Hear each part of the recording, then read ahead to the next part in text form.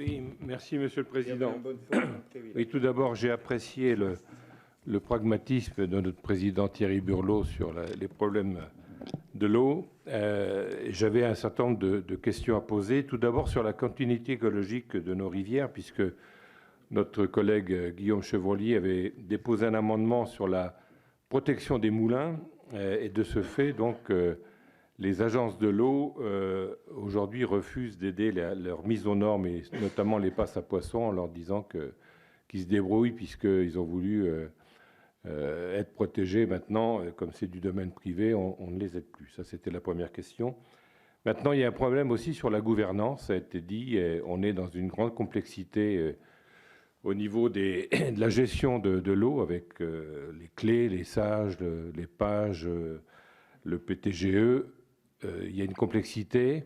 Et d'autre part, c'est très chronophage aujourd'hui de s'occuper de l'eau. On voit bien qu'il y a une multitude de réunions. Ce n'est pas mon président qui va me contredire.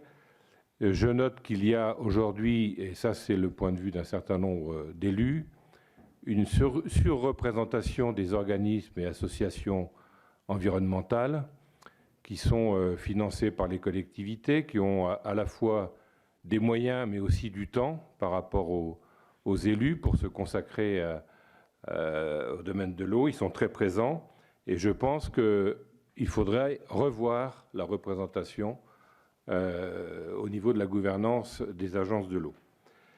Concernant le périmètre géographique et le périmètre politique qui ne correspond pas au périmètre politique, et je rejoins tout à fait les propos de Thierry Burlot, on ne peut pas continuer à avoir des bassins qui représentent, comme l'agence de Loire-Bretagne, qui représente 30% du territoire, avec un budget de 380 millions d'euros, et des bassins qui sont beaucoup plus petits et qui ont le double ou le triple de financement. Et je pense qu'il va falloir qu'on étudie la possibilité d'une solidarité nationale de l'eau et peut-être une péréquation, je ne sais pas comment, donc par quels moyens, mais je pense que ça me paraît important.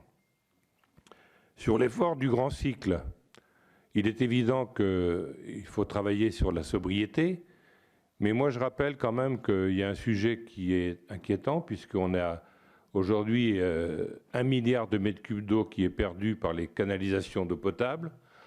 Ça représente, pour une comparaison qui me paraît intéressante, 2000 bassines du type de Sainte-Soline, 2000 bassines. Donc il faut relativiser un petit peu les choses, et je pense qu'on a intérêt à revoir un petit peu les problèmes des retenues, et ça c'est vrai qu'on les a laissés tomber. Moi je pense aux grands barrages aussi. Est-ce qu'il ne va pas falloir refaire une politique de grands barrages? On a abandonné Chambonchard sur le Cher à une époque, et aujourd'hui, cette année, on n'aurait pas eu de problème si on avait eu ce grand barrage. Sur les conflits d'usage qui ont été évoqués, on fait beaucoup de concertation, on fait beaucoup de communication, il y a du dialogue. C'est vrai que le problème, c'est qu'on a parfois du dialogue de sourds et de malentendants, parce qu'on a une certaine catégorie, et je pense aux zadistes, mais aussi aux écologistes radicaux, qui de toute façon ne changeront jamais d'avis sur le sujet de l'eau.